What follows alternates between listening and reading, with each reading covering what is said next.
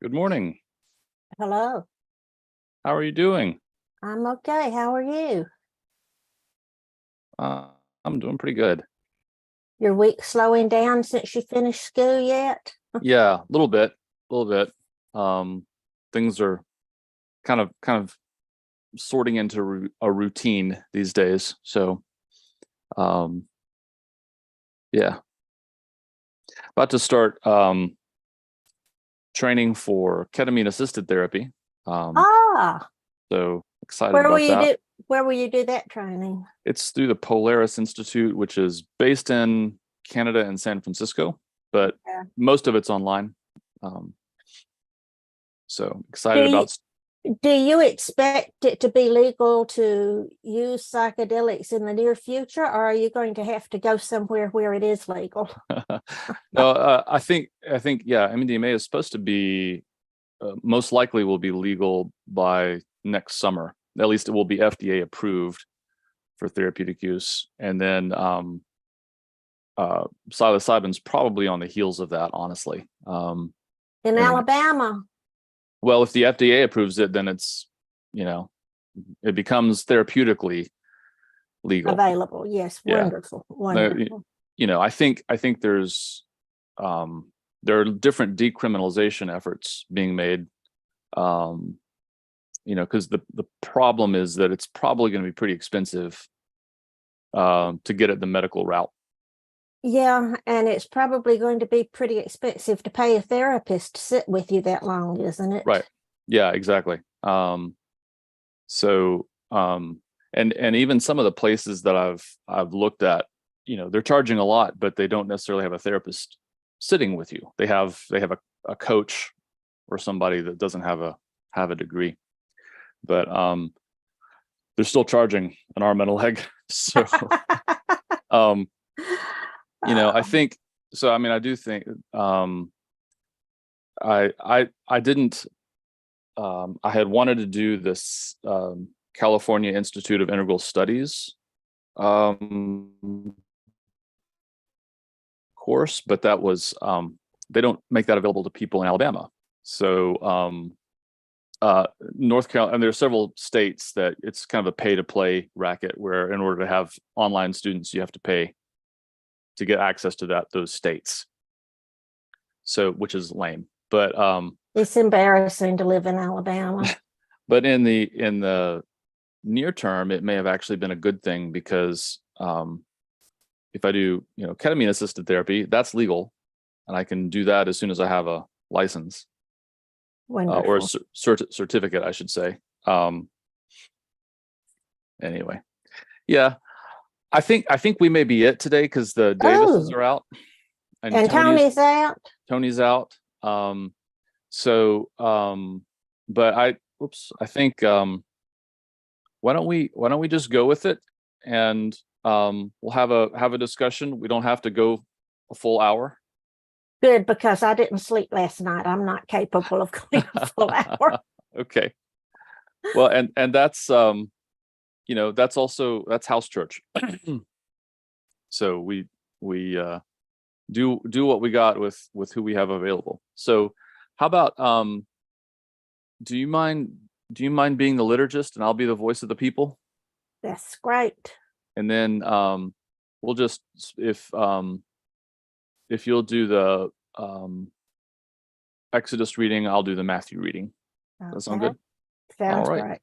All right. Well, I'm going to put it up on the screen. Here we go. Are we ready? I'm ready if you are.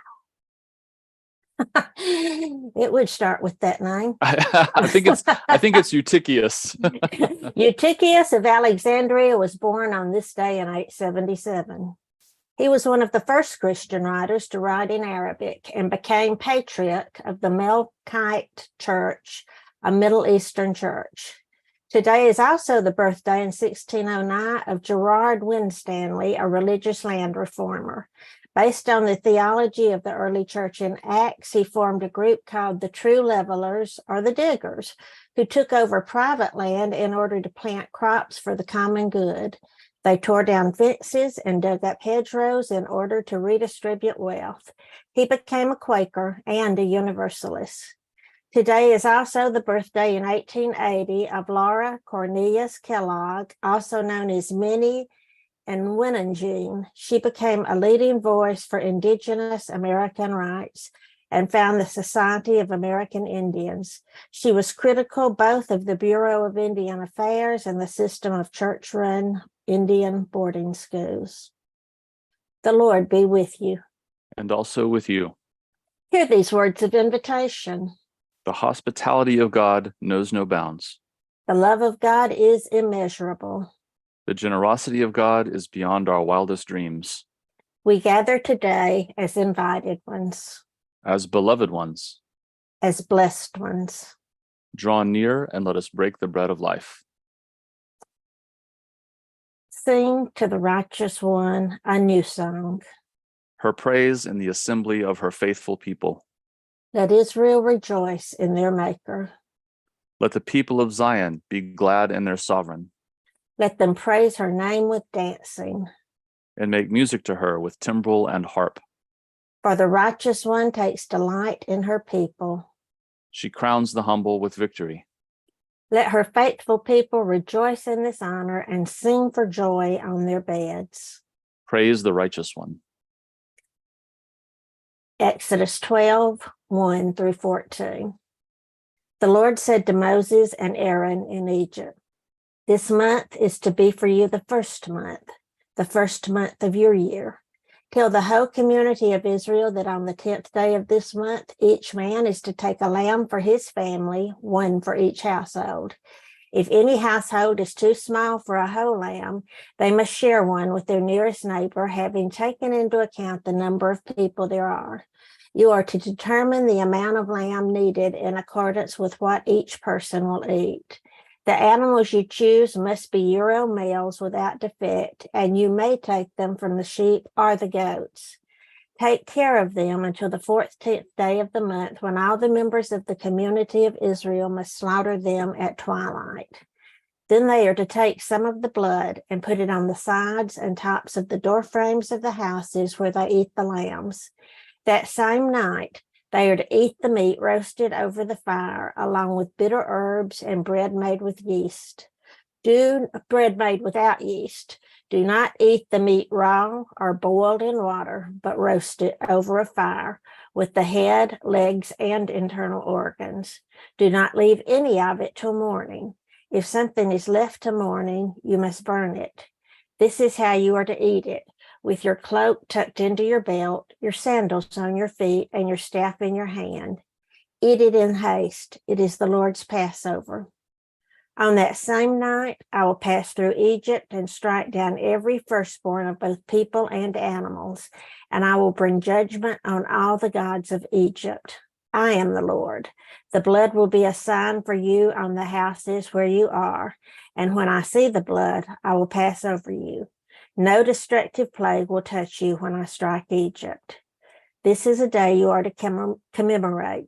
For the generations to come, you shall celebrate it as a festival to the Lord, a lasting ordinance." The gospel reading is from Matthew chapter 16, verses 21 through 28.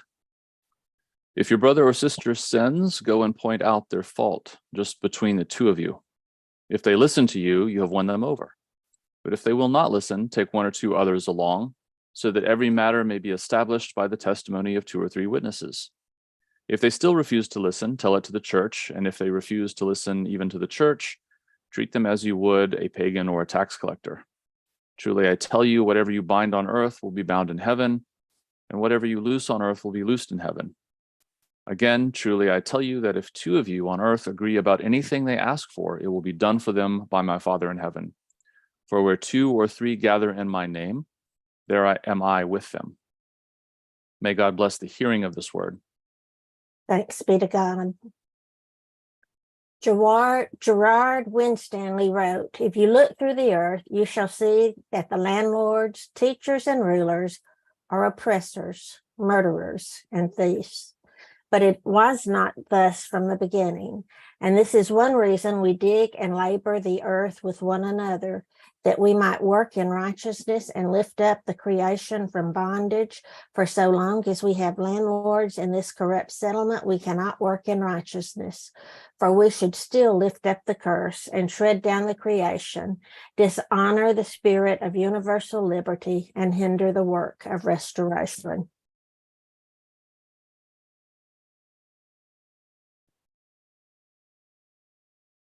Those are some pretty radical words. Very so appropriate. Yeah. Well, I think I mean it's interesting because it sounds so current, right? I mean, well, so we'll go into a time of prayer. I'll get us started. And if those of you who are tuning in, by the way, if you're tuning in on Facebook or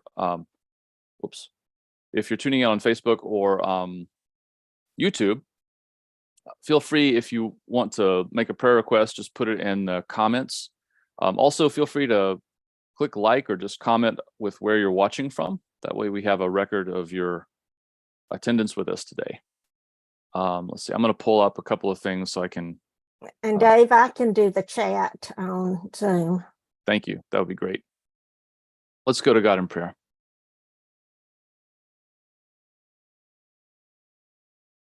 God who loves us, we give you thanks that you are never far from us.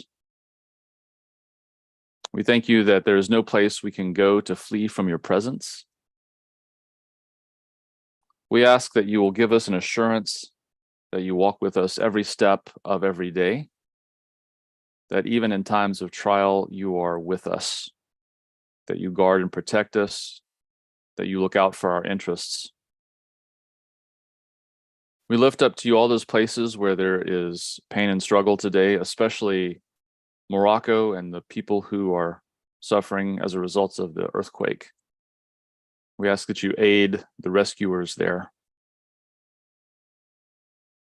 We lift up to you other places in the world that are ripped apart by natural and human-made disaster. We lift up to you Ukraine, people who floods in Greece and fire. We lift up to you the planet and the effects of climate change. We know that you are a God of healing, and that part of our work as your disciples is to also carry out that work of healing. So we lift up to you all those who are close to us, places where people in situations that we're aware of, knowing that you are always at work and that you're already healing. I invite those of you who are listening to share.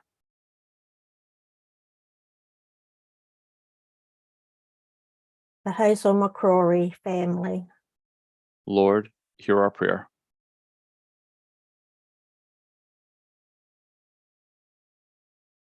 The Sparks family.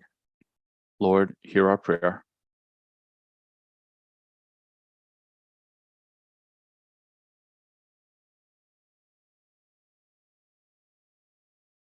The people of Sudan. Lord, hear our prayer. For Tony and all those traveling. Lord, hear our prayer.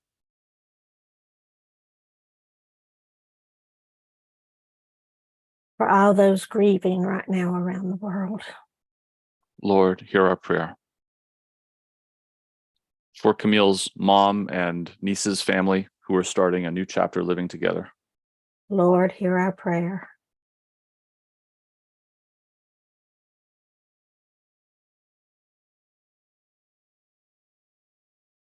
For Joanna and Trevor. Lord, hear our prayer.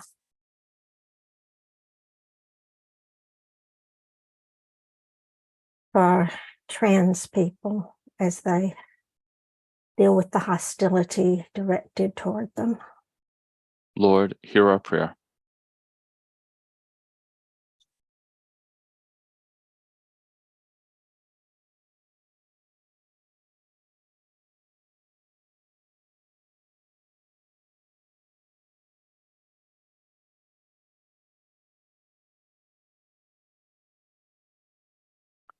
For the Lushington family. Lord, hear our prayer.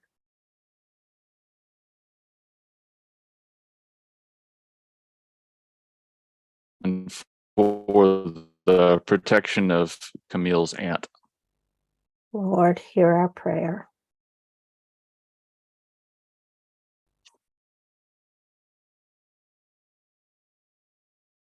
For Mary.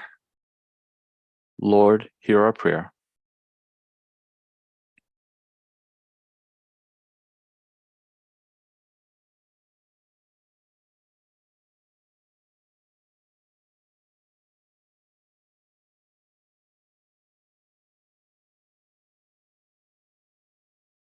God, for all those that we've named and those who are unnamed, we give you thanks that you hear our prayers and that you answer.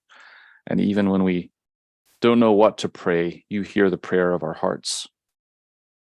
We lift up to you the prayer that Jesus taught us to pray. Holy One, our Mother and Father, let your name be revered. Let your reign come. Let your will be done on earth as it is in the heavens. Give us today the bread we need for today, and forgive our sins as we forgive those who sin against us. Save us from the time of trial and deliver us from evil. For yours is the sovereignty, the power, and the glory, now and forever.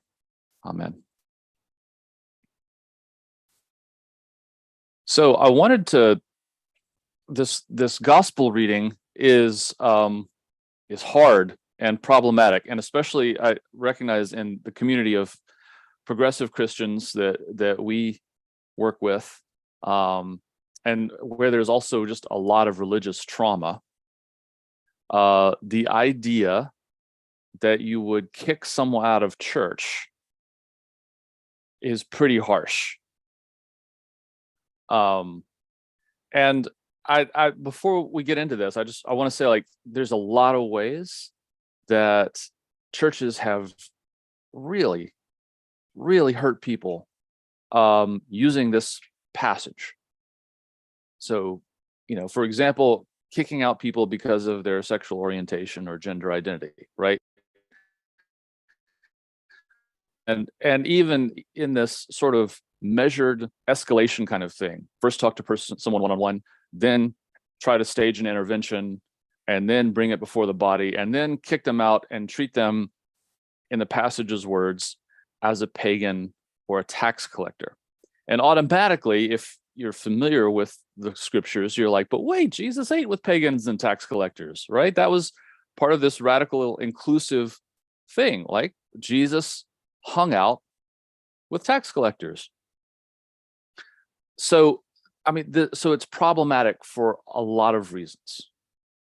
But I want to, before we just like throw it out and say this is this passage is trash, I want to first of all put it in context. This is Matthew chapter 18, and it starts with the disciples asking Jesus, who is greatest in the kingdom of heaven? And Jesus, I imagine him kind of, why did you ask this question? So he takes a child, he puts the child in their midst, and he says, truly I tell you, unless you change and become like little children, you will never enter the kingdom of heaven. Therefore, whoever takes the lowly position of this child is greatest in the kingdom of heaven, and whoever welcomes such a child in my name welcomes me.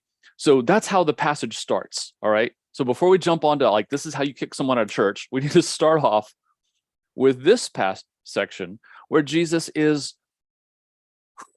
okay, I've been talking to these guys for years, and they're still coming to me asking me how they can jockey for position in this new community. And he's like, all right, this is your ideal. Your ideal is to become like a child. Now, we're used to hearing becoming like a child as, the faith of a child, and that's a little child shall lead them, and that's really inspirational. But in the ancient world, to say that you have to become like a child was an insult. Children were stupid. They were not fully grown adults. Ancient people were not sentimental about children. If you go back and you look at stories of childhood, they're very sparse, right? We get one story of Jesus's childhood. That's because in the ancient world, they didn't consider you worth listening to until you were an adult, right? Your story didn't matter. We're not talking about your biography. We're not talking about childhood trauma. None of that stuff that we could sort of take for granted today. So for Jesus to put a child among the disciples and said, aspire to be like him, that would have been like, what? They would have been shocked, okay? Then he goes on to say, if anyone causes any of these little ones to stumble, it would be better for them to have a large millstone hung around their neck and be tossed into the sea. So Jesus, again, is saying something pretty strong about children on the one hand, and also by metaphor extension, the members of his church, right? So this isn't just about children. He's just used child as a metaphor, and he's saying these little ones, and is he talking about church members or is he talking about children? It's not really clear, okay? Then the next thing is he does the parable of the lost sheep.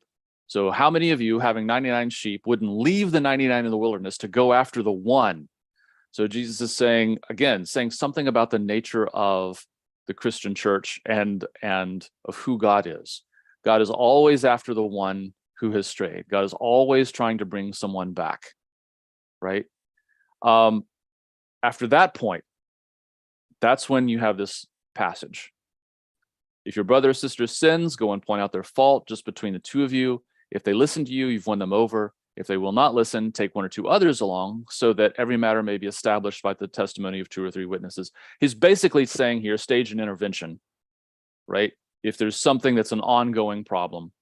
And if you still can't resolve it, then you take it before the whole church. And then if they won't listen to you, toss them out, treat them as a pagan or tax collector.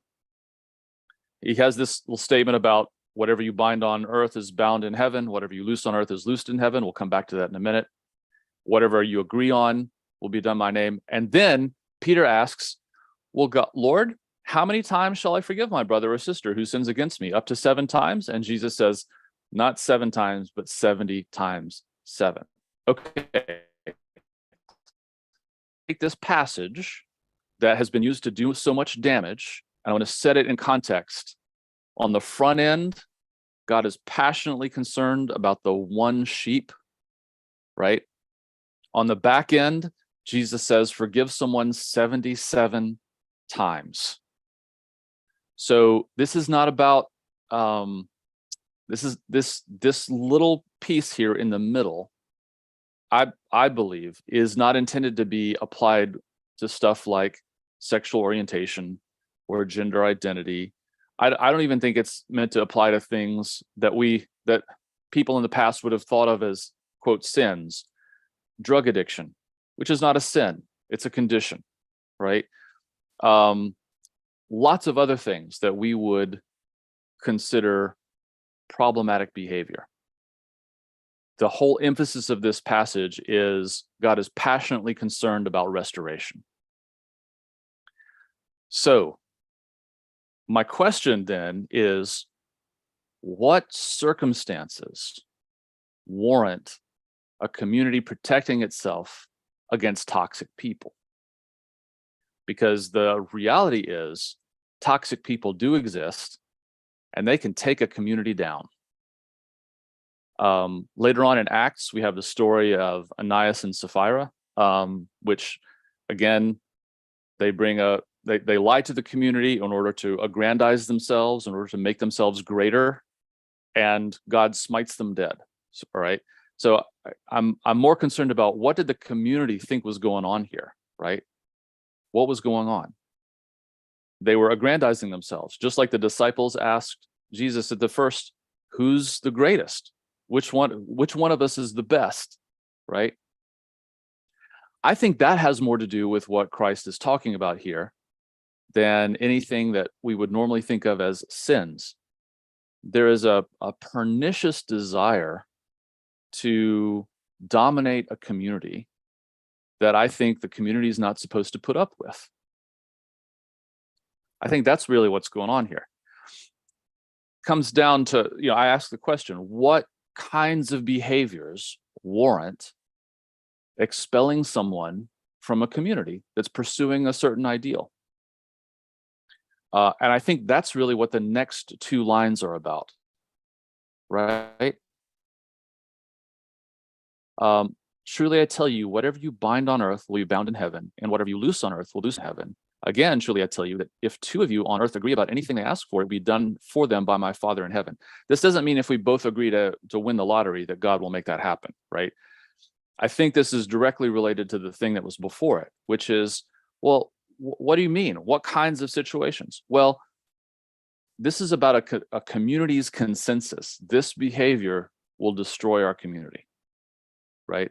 And that Jesus basically authorizes them to take care of yourself, right? The idea of forgiveness isn't don't be a doormat. There are certain behaviors, I think, that we need to not tolerate. And I think we could probably name some of them. I was surprised, I guess, when I started church planting, having a lot of conversations with people who had been doing it for a while. One of the things they talked about was when you say, here's the mission, and you get a certain distance along doing your mission, and someone says, well, I think we need to do this, and it doesn't fit with the mission, that the pastoral thing to do is say, well, that's not what this community is about. And if you think that's not what we should do, then maybe this isn't the community for you, right? That there's a boundary there. That someone who's trying to grab the reins and take the community in a direction that God hasn't called you to go, right? And that happens a lot, that you establish a firm boundary and you say, this church is not about that. That's the kind of behavior I think Jesus is talking about here, right? And that's where it's good to go one-on-one. Look, buddy, I don't think you need to be trying to pull the community, to steer the community away from the mission God has called us to do this thing over here, right? And then if that doesn't work, you take two or three. Say, no, this is really not. And then it's a community consensus thing. It's about, this is not who we are. This is not how we behave, right? We're not going to tolerate sexual harassment in our. There's certain things that we're not going to allow to happen because it's toxic to who we are in fulfilling our mission. So I wanted to talk about that because this passage has been used to do tremendous damage, but I think situating it in the context, both the stuff that comes before and the stuff that comes after, makes it clear this is not just about, I disagree with this person's lifestyle or I disagree with what this person is doing, right? The sin that is being talked about here isn't, someone's going and doing something I disapprove of. The sin is about what is happening that is damaging the community. Because after Jesus has just talked about this stuff, it's important when you talk about forgiveness that you do draw some boundaries, right? So that people aren't being consistently and persistently abused. Anyway, so I'll shut up for a minute. I'm just going to raise the question, kind of throw it out there. You can respond to the question or you can respond to what I've said. Those of you who are listening, what kinds of behaviors do you think warrant being removed or asked to leave a community? I think you hit the nail on the head. When I left the Baptist church and decided to find another place, I joined the First Methodist Church I walked into because part of the weekly greeting when the pastor, the associate pastor, whoever was doing it, greeted the congregation, included in it was, we are a church that welcomes everybody. Mm-hmm. And if you can think of anybody in the world that you don't want to sit next to during a worship service, then this really isn't the church for you. But we will help you find a church where you're comfortable. Mm-hmm. And it was both a welcoming time and a drawing boundary time, mm-hmm. boundaries time. In addition, that become like a little child. Mm-hmm. I brag on my grandchildren a lot. They're all perfect. Rory is our 7-year-old, and she started first grade this year. But last year in kindergarten, her teacher had to stop us when we picked her up and say that when they were on the playground that day, that several kids in the sandbox got in an argument about who was going to get what, the shovel, the bucket, the what, and they were fussing, and said, Rory stood up and said, now listen here, we are kindergartners. We are supposed to get along. We are not old enough to be mad at each other. Oh my gosh. And I think that become like a little child has a lot to do with that. The younger they are, the less interested they are in a power structure, except between a child and their mother, where there's a lot of stuff going on. Yeah. But and also the fact that they still live in a sense of wonder. They can get so excited over watching a worm or a line of ants crawl across the grass. Just, everything is just magical to them. And the older we get, the more we lose that. Mm-hmm. And I'm trying to think of a word that's escaping my mind right now, but they're just who they are. They're not trying to impress anybody. They're just true to themselves. And I think we adults need to learn a lot from them. Yeah. They're not jaded, and there's a sense of authenticity. Yeah. Before they learn to hide who they are, they just are who they are. Yeah. Camille says, I always read that passage as referring to people who are hurting others in the community. It is a teaching that advocates for followers that all in the community need protection. The person who is not interested in the safety of all needs to be removed. Yeah, I think that's true. Yeah, as I read this passage, I think about, it's hard. I've been a pastor in traditional contexts, and I've seen a lot of toxic behavior on the part of church people that is often kind of controlling or gossipy or other kinds of things. There's actually a provision. So in the discipline, there's a process for bringing someone up on a church trial. Now this just makes me bristle a little bit, but just the whole idea of a church trial for some people is just beyond the pale. But it really follows this procedure. And if you actually read the discipline, one of the things you can be brought up on for in a church trial is interfering in the ministry of the pastor. I've never seen that happen. Like there have been church trials. You've never seen anyone interfere in the ministry of the pastor? No. I've never seen anyone brought up on charges, right? So, but it's in the discipline. And so people like church trials have happened over the last decade or so, 2 decades, over, homosexuality or other kind of never on interfering in the ministry of an appointed pastor. And I've never seen that happen. And I've always thought, there are some people I would bring some church trials against, right? Because it's always someone who's, in my opinion, is just living their life, as opposed to someone who's actively trying to harm the community or trying to undermine what's happening, right? Anyway. I grew up in the oldest Baptist church in the state of Alabama, 1817.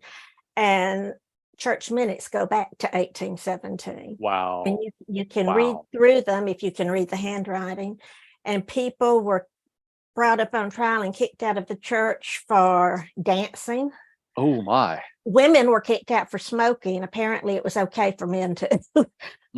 Drinking was a big one. But there was being an assertive wife was a big one. But there were so many things that got people kicked out of, and none of them had anything to do with what Christ taught. Mm-hmm. I've also been in a church where there were huge church arguments about what color the new hymnals were going to be. That was a very important thing. Right. And I think in every church there's going to be 1 or 2 people who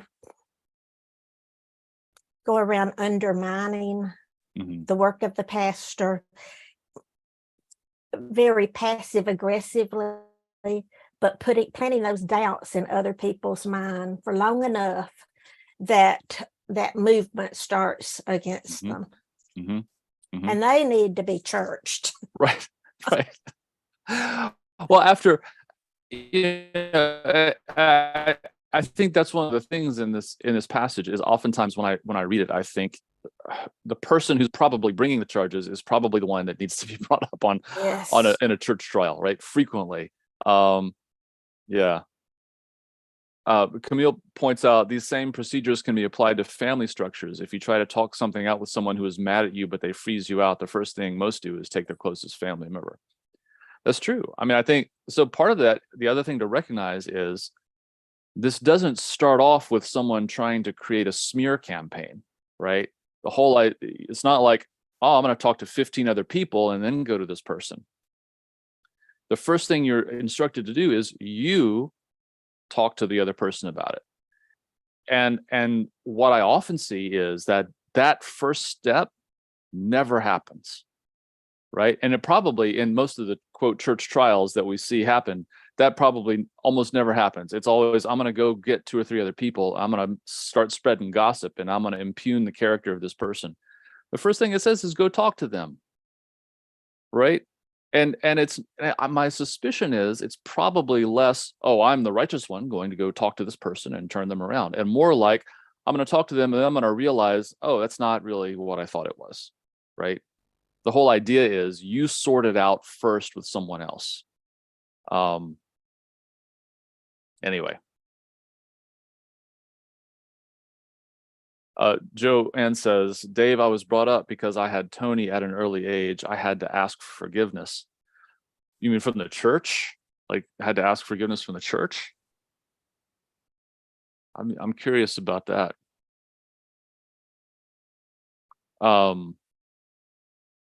Yeah, I mean, a lot of times people, like, they're dragged in front of the whole church and they have to perform some act of repentance.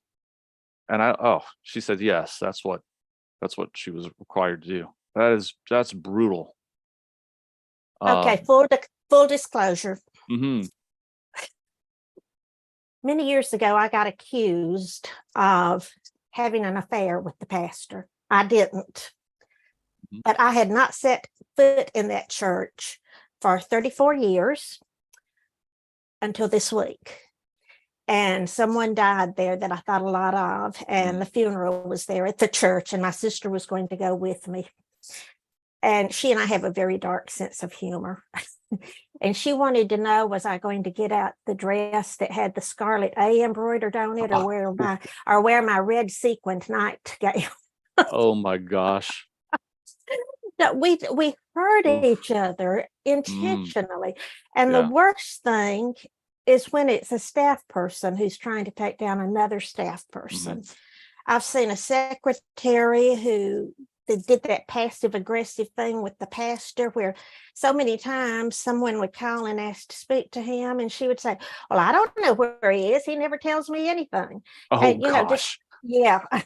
And then a senior pastor who was very jealous of a young associate pastor who had come in, because the young associate pastor was extremely popular and the senior pastor was tolerated, basically. And the senior pastor did everything he possibly could to run the young man off. But it's bad enough when it's anybody, but to see a staff member do the same thing is just heartbreaking. Yeah. Well, I think there's a lot, and Joanne, I am so sorry that you had to experience that. The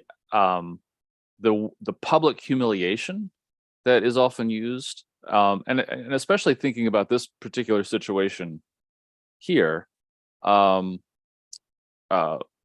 one that's described in the passage, bringing an issue up in front of the entire church. I mean, that is so hurtful, right? Especially when it's something like, you had a baby at an early age. Oh my gosh. That just drives me nuts. That would be I can imagine situations where, if someone has hurt someone publicly, that it needs a public rejoinder, right? If someone has smeared somebody else, for example, they need to have to make a public apology. If I think about this kind of toxic behavior that really, you need a family therapist to sort through some of this stuff, right?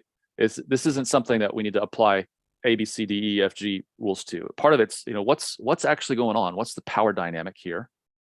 Who's reenacting their trauma, or what are they trying to get out of doing this particular action? The interpersonal stuff, I think, is some of the hardest stuff for us to sort through. And those public apologies are so rare.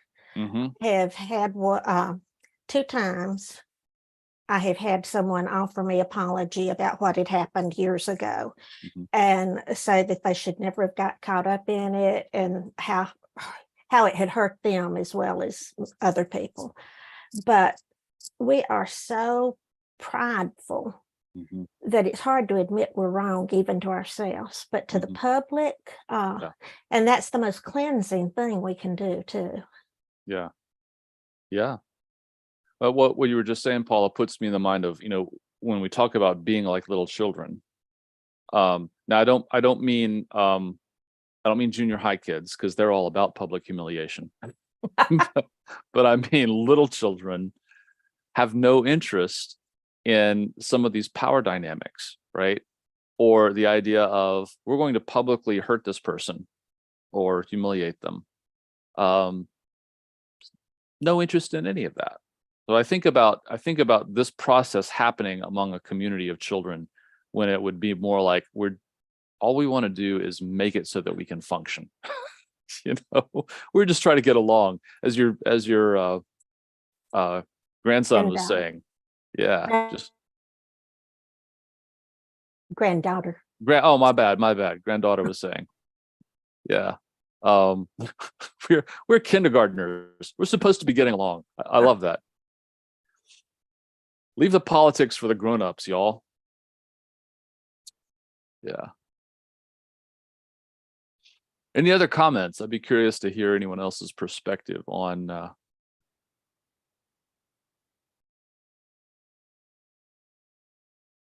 the idea of determining how we determine what kinds of behaviors we tolerate in community or don't tolerate. I think also kind of the public conversations about the Me Too movement and cancel culture have to do with this, right? The kinds of behaviors that we cover for versus the kind of behaviors that we tend to expose. And there's some historical social awareness that's required in that. Men have gotten away with a lot more than women have, for example.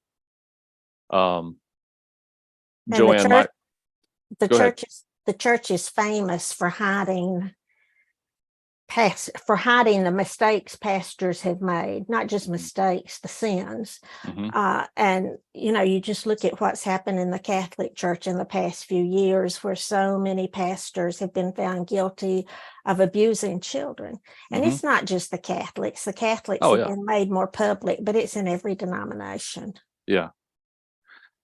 And if not sexual abuse of children, abuse of staff. Yes. Right?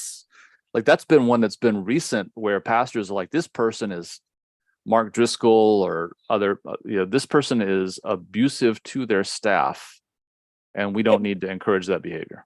It broke my heart this week to hear that Jimmy Fallon was being accused by 18 of his staff members of being hard to deal with. Yeah. There's something about power and interpersonal stuff that, I think some of this does apply, right? Have one person and 2 people, and if you can't stage an intervention, broadcast it. Make it public. I think it's interesting. I think it's important also always to take it in context. As I said, I think if you just take that procedure and you ignore what comes before and what comes after, I think you're missing this idea of what Matthew's Jesus wants to do with this new community. Matthew's the only gospel that uses the word church. And Matthew's Jesus, some people you hear out in public, Jesus never intended to start a religion. Jesus never intended to start a church. Well, Matthew's Jesus certainly did. Like, that was like Matthew's Jesus. There's no doubt Jesus is here to establish a new kind of community, and he's laying the groundwork for it. And Sermon on the Mount is one. This is another. This chapter is another, where he says, this is how you guys are supposed to behave. So I think it's interesting. And again, we don't have to, I think theologically, we don't have to be slavish to the scripture and say, this is what we do. We need to take it in its context and understand that I think this is Matthew's way of saying, we forgive the heck out of things and we're going to be very inclusive, but there are going to be boundaries. So. One of my favorite sayings that I don't remember who said it is, it's amazing what the church could do if nobody cared who got credit for it. Mm-hmm. And I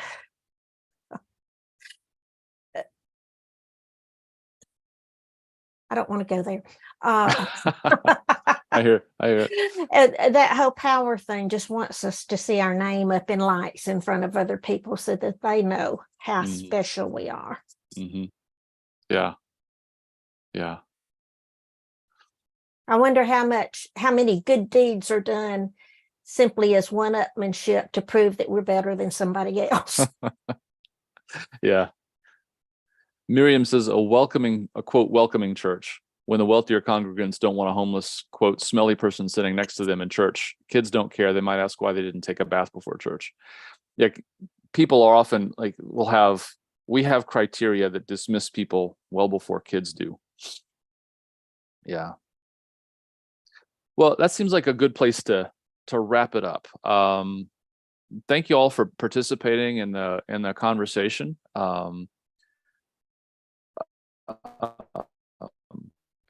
Let's see, where's the liturgy? There it is. I think there's a lot more. Oh, okay. Hang on a second.